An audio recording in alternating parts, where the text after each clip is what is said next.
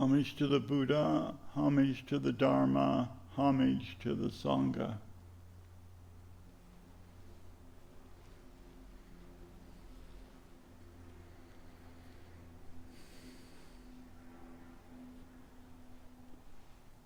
When Reverend Master Jiu, Peggy Kennett, went to Japan, they asked her why she had come. Had she come to learn flower arranging, the tea ceremony, calligraphy? Because they said many Westerners came to Japan to learn these things.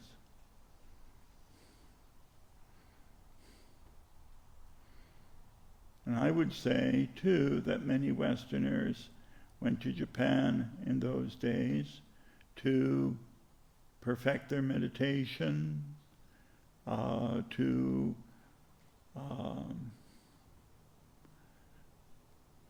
all sorts of different ways. And when Reverend Master said that she wanted the perfection of Zen, then they taught her in a way that they did not generally teach other Westerners. One of the aspects of this was the teaching regarding the experience of liberation and of realization. What that actually means, what it pertains to, and how to go about it.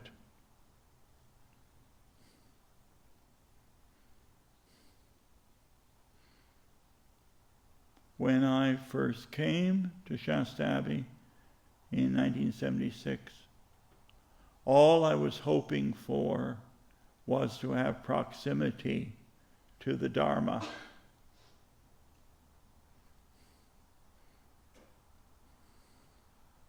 I had read a lot about the life of the Buddha and the life of his disciples. And I was hoping for a little benefit gained from proximity.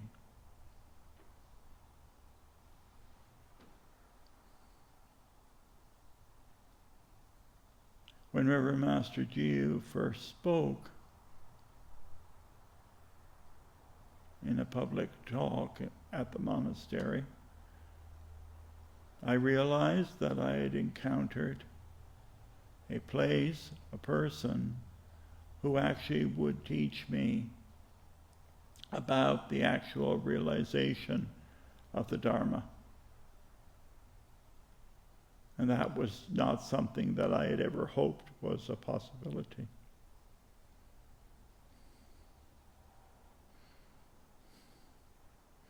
Those of you who are listening to me who were present in the very early days know that it was like a great flood, like a dam bursting, a great concourse of water flowing out.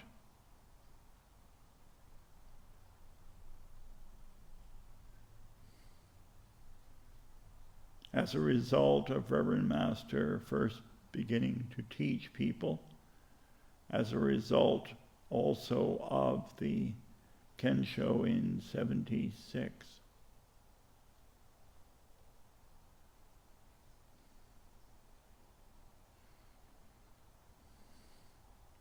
Throughout the years here, that great flood, that great dam bursting, has flowed on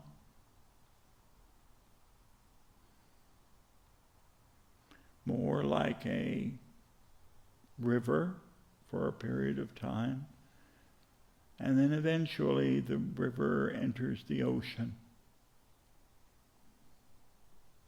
And there is the calm and still depth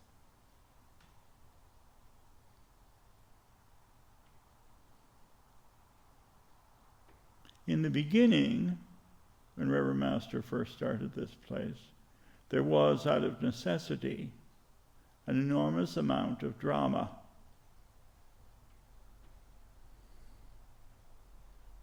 People came face to face with their koans. People had direct experience of previous existences and of Kensho.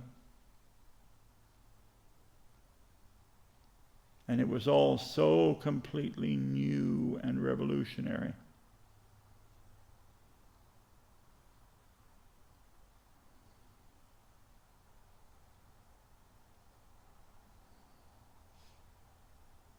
The water flowed out and filled the valley.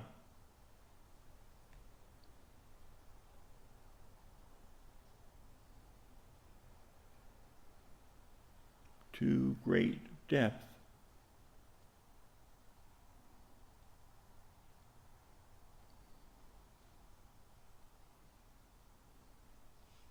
But with far less foaming on the surface,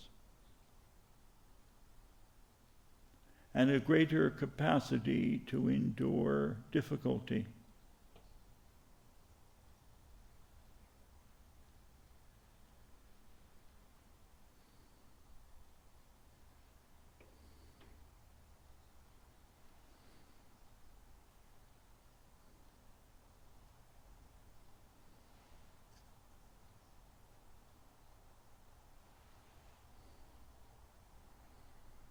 Before, I spoke about training with precepts and meditation and the lessening of selfishness.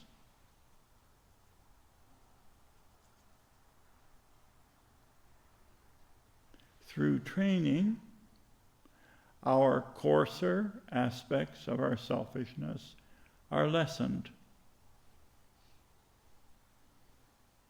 We learn to have compassion for others and to empathize with them. We learn through doing what needs to be done and what we are asked to do in the monastery. We learn the secret of letting go. Through this, we learn how the Dharma works, and we began to see changes in ourselves and in others. This causes us to have confidence in the practice and the path.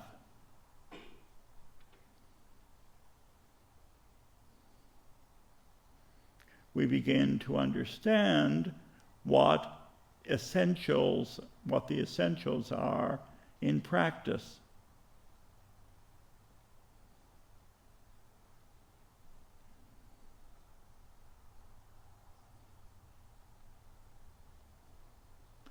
And do not become so upset and wrapped up in the externals.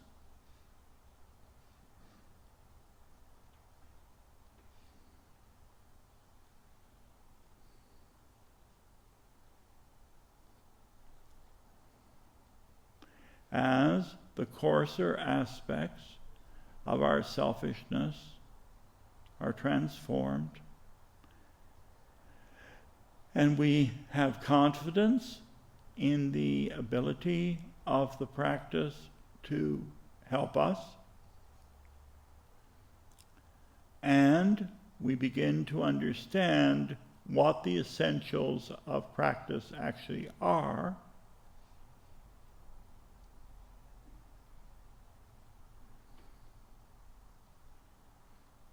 Then we can enter the stream.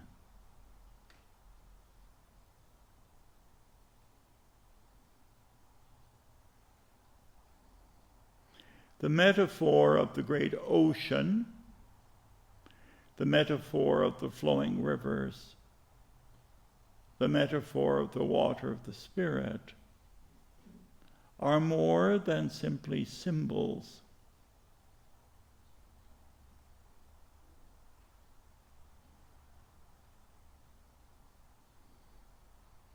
Entering the stream is very much like entering a stream.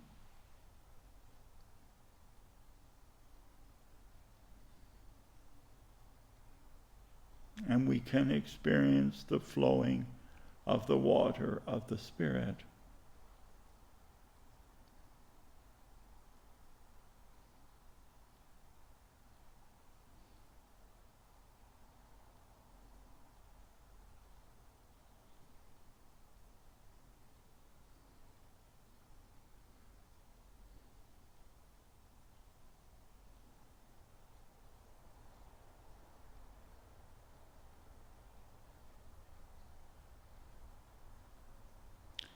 Many people have some sort of spiritual experience and want somebody to tell them that it is right.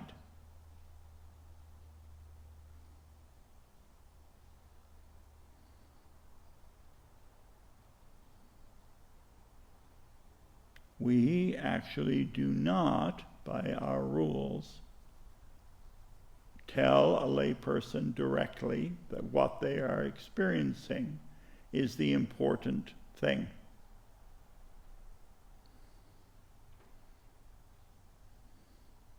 This is because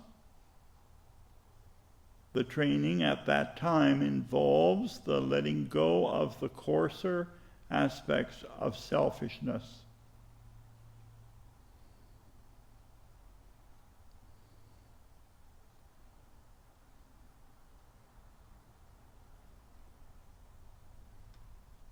And it is not good to encourage somebody in that particular point of training.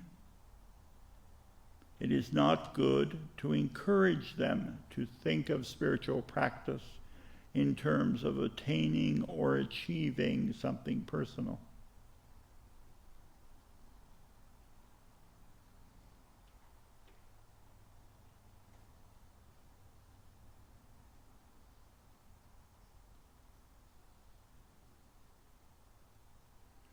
Some people, at the point of the entering of the stream, find it very difficult to go any further.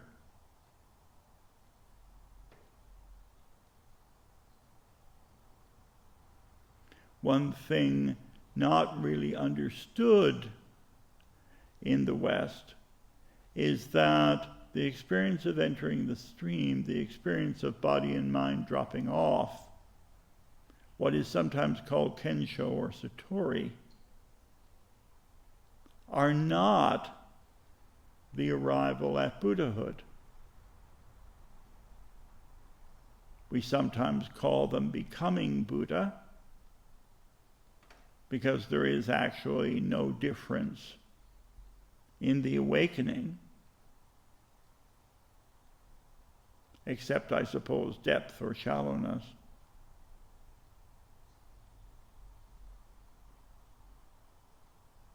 As we go on from entering the stream,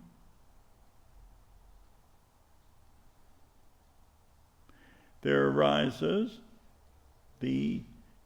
sometimes the intensification of greed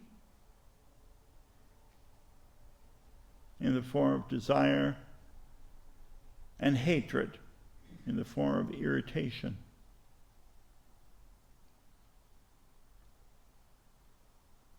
It is often at this point that desire arises very strongly in a person's training. This is why some people who seem to go quite a far spiritually then make very crude mistakes. It is not because they have not achieved anything on the path.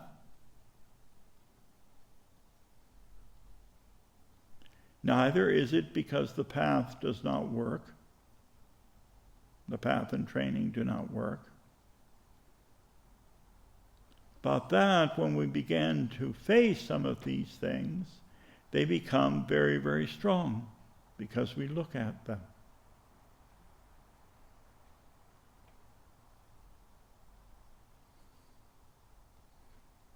And there are many, many possibilities of slip-ups as we go along. Although the coarser aspects of selfishness have been dissolved, as it were, there are the subtler aspects of selfishness. And indeed, things like conceit or arrogance, distraction, and delusion, and comparing oneself to others are among the very last things to be overcome.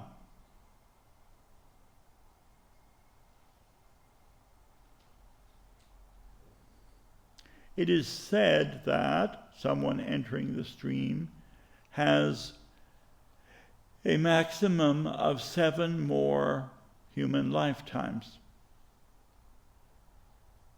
And a lot can go astray in those lifetimes.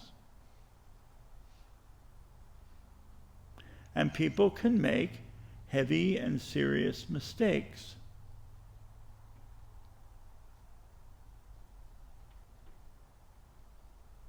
Because there is a lot more to be trained with.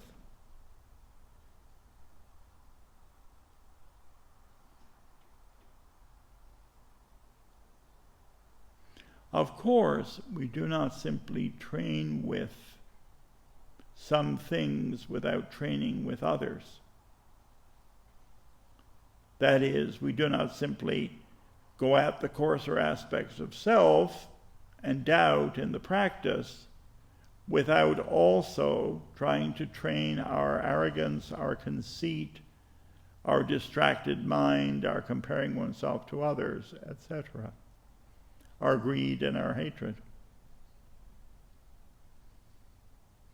The mistake that somebody can make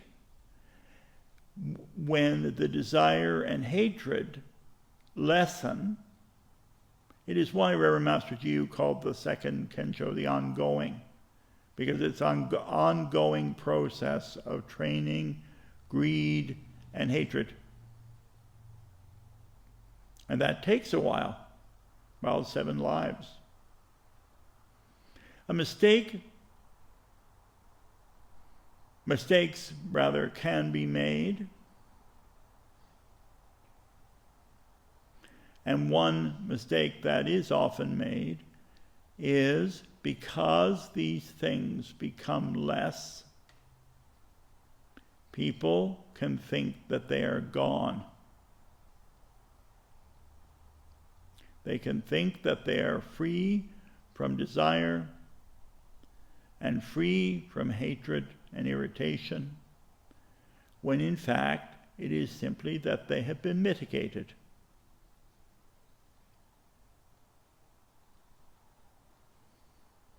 And there is the possibility of deceiving oneself when they do arise, and thinking that this cannot be desire because I must be free from desire. Or I am not actually experiencing irritation.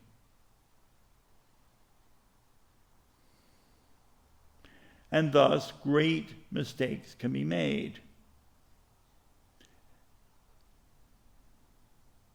And depending how great the mistakes, it ends up in the news.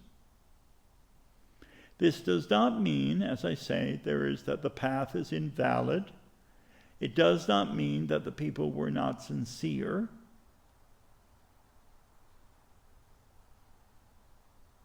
But it can mean that they have deluded themselves. This is particularly so for people who are training, who then refuse to take advice of the Sangha or of teachers, because they think they know it all. This increases the possibility of huge mistakes. the creating of a lot of karma that then has to be cleaned up.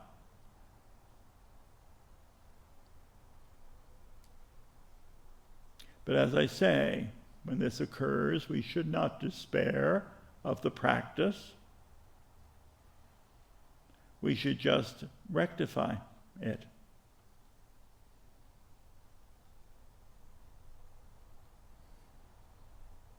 A monk once asked the great master Joshu, "What is the most important thing for the one who sits in the teacher's seat?"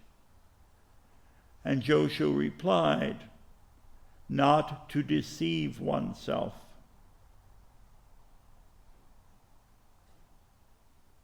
People can deceive oneself without sitting in the teacher's seat.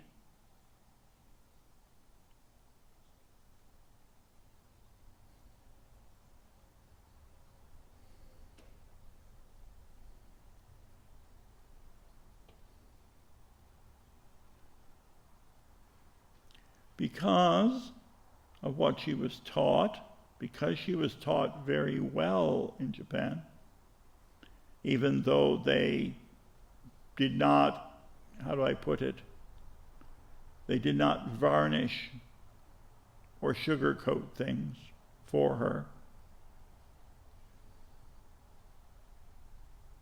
as often they did for Westerners. They presented only the nice side of things. Reverend Master Ji used to say there are two ways of teaching. One is that the disciples only see the teacher when the teacher is sitting on the Dharma seat, giving Dharma talks. And when they don't see the teacher, they are training, in the monastery in some sort of way, which is fine. She said the other method of teaching is to let the disciples see you, to let the disciples see your faults, see how you train and how you deal with them.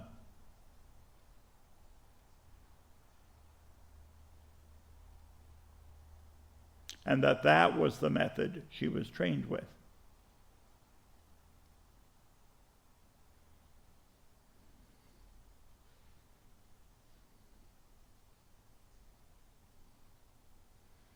Koho Zenji used to go down in the morning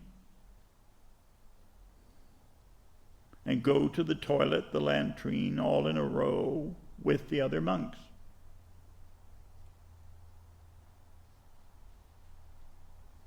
And when his head had to be shaved, he had it shaved by the most junior postulant.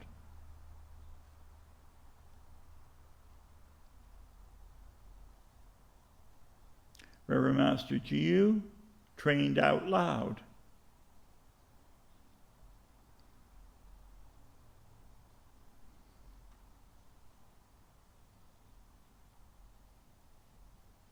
Like she would complain about something and then she would say, "End of grouse."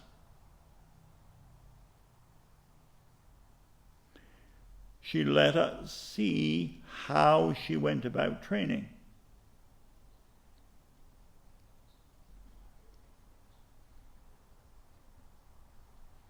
This has its perils, because if you show disciples how you go about training, they can become obsessed with the teacher's faults and lose faith.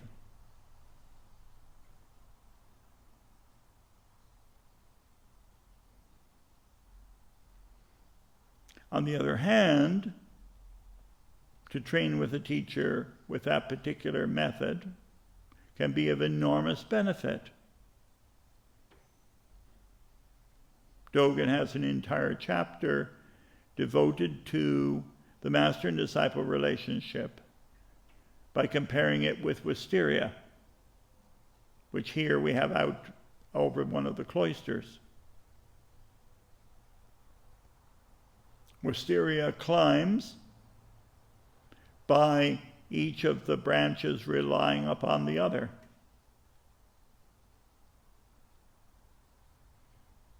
As Reverend Master would say, two people seeking the key of life together.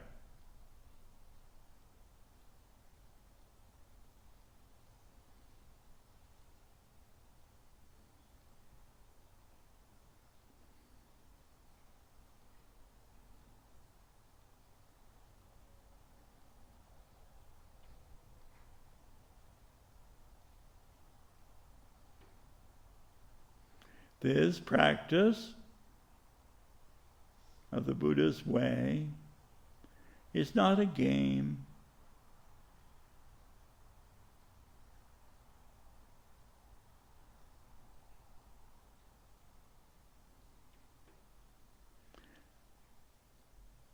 It is quite real, and we have to do the training. It says in the scripture, if we do these things, this training for some time, we will become as herein described. And the other scripture says that if we pursue this training, which seems all dull and foolish to the worldly mind,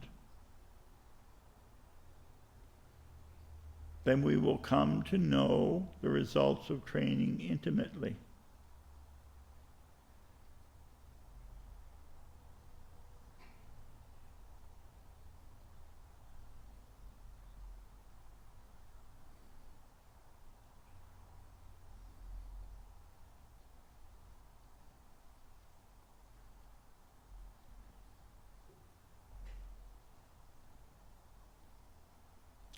There is a verse that says,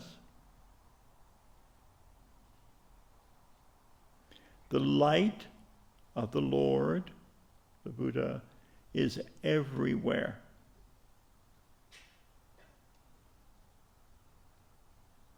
The palace of the Buddha nature is found within.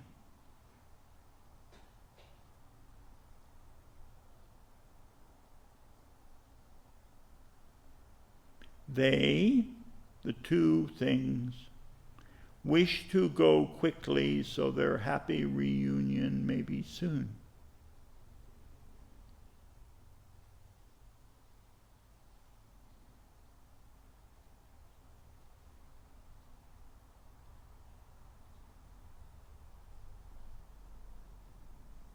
There are the results of training.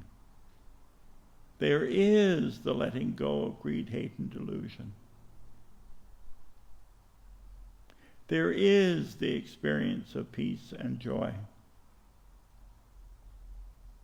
But you have to do the training that will make them real for you.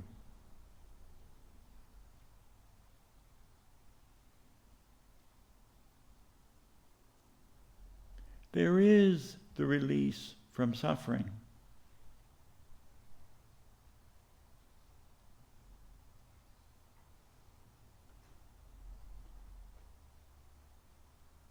There is the depth of the ocean. But we have to do the meditation and training.